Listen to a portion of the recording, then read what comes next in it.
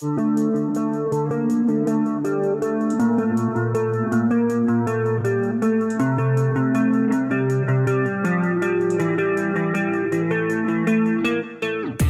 punta unerik txarrenean, zegoenean, markatu zenuten tantoa? Bai, momentu zailenean, momentu txarrak asko izan ditu agian, asko ez, izan du luze, momentu txar luzea izan du, ez? Orduan zesta puntak, nahiz eta txarto egon, estatu batuetan oraindik egoera okerrean, baina bizirik egon denez, ezin izan da hemen, ez, horri buelta bat eman. Orduan, estatu batuetako ura erori arte, ezin izan da gauza berri hau sortu, ez? Ze, bueno, pilotariak han zeuden, hemen udako etapa genuen bakarrik, azkenengo urteetan jente asko joaten zen frontoira, baina udan bakarrik, ez? Orduan, gaztelu hori, estatu batuetako erori denean, orduan sortu da aukera, momentu zaila, ausardia uste dut izan duela, hau aurrera eraman duen jendeak, bai Euskal Telebistak eta bai eraman enpresak, eta gero funtzionatu egin du, ez? Bueno, egin behar zen, funtzionatu espalu, hor geldituko zen, baina funtzionatu egin du. Zergatik, nik beti sinistu izan dut kirol honetan.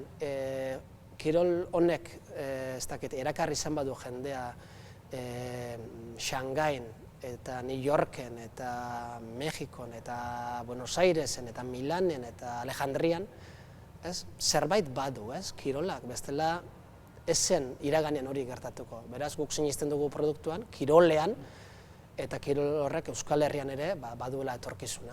Modernizatu egin duzue kirola?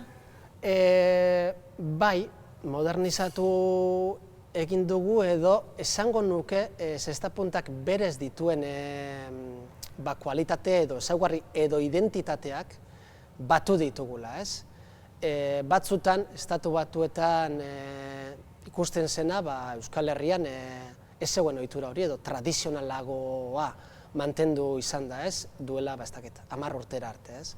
Guk egin dugu apur bat, batu, zesta punta Miamin duen identitatea, Gernikan duena, edo Donibane Loitzunen duena, edo Mexikon izan duena, ez? Apur bat, identitate horiek batu, guztiak dira zesta punta, eta aldaketak egin dira, duela urte batzu ja, formatu aldetik, joko formatoan, egin dira estetikan, eta batu, ez? Baina modernizatu ere, bai, noski, Gernikan bertan teknikoki aldaketa asko egin dira, eta horiek asko, ez dakit, puztu ez, baina bultzada handia eman diote zesta puntari.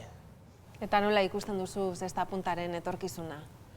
Bueno, zesta punta bere bidea egiten ari da, eta oraindik hasteko edo goruntza egiteko margena dauka. Pauso garrantzitsuak eman dira, iparraldea eta hegoaldea batuta, liga bateratu horretan, eta bide horrek erakutsiko du nora arte heldu daiteken. Badaude, ez dakit, zesta punta gauza lokal izatetik pixkat Euskal Herrira zabaldu egin behar da, ari da Euskal Herri osotik, Gipuzkoatik, Nafarroatik, jenteak Gernikara joaten da astelenetan. Eta beraz, lehenengo hemen sendotu behar da.